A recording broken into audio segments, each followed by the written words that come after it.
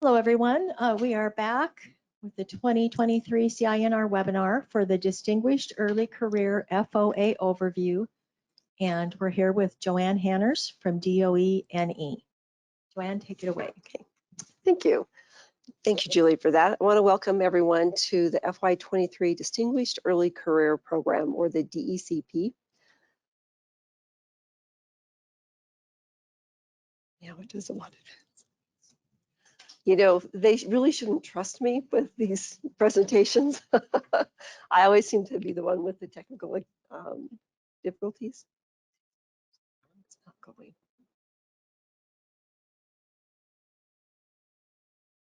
Well, okay, perfect. You got to hit the magic button, I guess. So sorry about that. So quickly, we'll go over how to ask questions. I know we've told you before, but just a quick reminder, you go down to the bottom where in the presentation, you can see that box and you just type that in.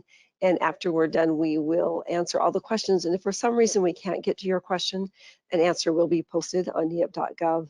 And we also want to remind everyone, if you have a specific question for you on your eligibility or work scopes, just please contact us directly offline. Our mission is to meet the nation's energy, environmental, and economic needs through the following goals: by continued operation of existing U.S. nuclear reactors, by deployment of advanced nuclear reactors, and by advanced nuclear fuel cycles and spent nuclear fuel management options. So all of your applications must tie to one of these focus areas. And the intent of this DECP program is to provide stable support at a sufficient level to develop impactful researchers and educators. So just as a reminder, as we're waiting for the pending approval of the FOA, it's August 2022. Full application due date will be October 13th. So some highlights: we do accept only full applications. The grants are issued by DOE ID procurements. The award size is $625,000 for a total of 5 years. The expected budget is $2.5 million, and our expected number of awards is 4. So again, you can go look at the FOA at grants.gov, and you would apply at neep.gov. We just want to remind everyone that the FOA is pending final approval, and there are potential changes in the FOA that may not have been there last year. So we want you to be sure to go to grants.gov once it's posted and review that and make sure that you look for those changes. So we'll go over the eligibility requirements. So untenured assistant professors in a tenure track at a U.S. academic institution with no more than 7 years beyond their doctorate. The proposed research must have a scope different from work that has already been funded by the organization.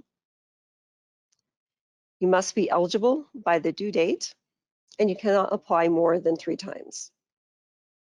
So the selected applications is awarded to the listed IHE and is not to be transferred to another institution if the PI changes institutions. So here's a list of the documents, and they will be in the FOA. And as you can see, we've added a couple new documents. We did add documents for FFRDC if you so choose to use one. And we'll specifically talk about these 3, the project narrative, the career objective statement, and the department head letter. So in your project narrative, you want to make sure that you include a section that identifies the integration of research and educational activities. For the career objective statement, you're going to want to be sure to outline the PI's research interests and educational priorities and make sure that they do align with DOE's priorities. Then we have the endorsement letter from the academic unit department head, which is very important to have. This will endorse the PI's qualifications and the department's commitment and focus on nuclear energy. So all applications will be evaluated. We'll go through the initial stages, and as you can see, we have the following merit review criteria. We've got the advanced states of knowledge and understanding and addresses gaps in nuclear energy science and engineering research areas. The second criterion is to demonstrate an integrated research, education, and service plan to address broader impacts to society. And the third is qualifications and potential for leadership within the nuclear energy community. Okay. If you have any technical questions, you can please send those to neep.gov. For procurement questions, you will contact Andrew Ford, and here's his email address. And you can always talk to the NE integration office, NEIP at inl.gov, and there's the phone number. So with that, do we have any questions? That was a quick overview. Joanne, we do have a handful of questions that have come in. Okay. The first of those is, can applications simultaneously address more than one of the 3 areas outlined? Each application is encouraged actually to address as many of the mission statements that we have, or the focus areas that we have. If a person received their PhD in December of 2015, would they be eligible for this year's DEC program? I'm going to default Aaron or Drew. Do you know on that one? So this is John Gilligan. And just John? looking at it right now, I would say no, because the application date is in October. Is that not right, Joanne? And if they graduated in December, I don't know, we'd have to count it up. It's 7 years Can't count that fast. from when their degree is awarded. So it just depends how those dates line up. That makes sense, John. Thank you. Yeah. And this ties into what you just said, John. When is the 7 years beyond doctorate counted from? The date of application?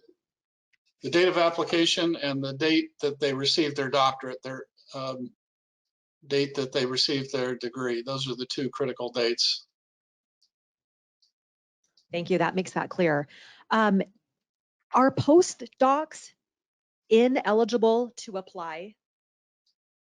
If they don't have faculty status, if they're not assistant professors, they can't apply. Has to be permanent. Well, have to be full-time assistant professors, tenure track only. Postdocs are not tenure track, right? Thank you, John. And there's one more question here, and that is, will the requirement to not have received any previous equivalent career award still exist in this funding opportunity? Yes, I think, yeah, absolutely. That will be there. Yeah. Okay, that concludes the questions that came in for the DECP. Thank you. Thank you. Thank you, Joanne.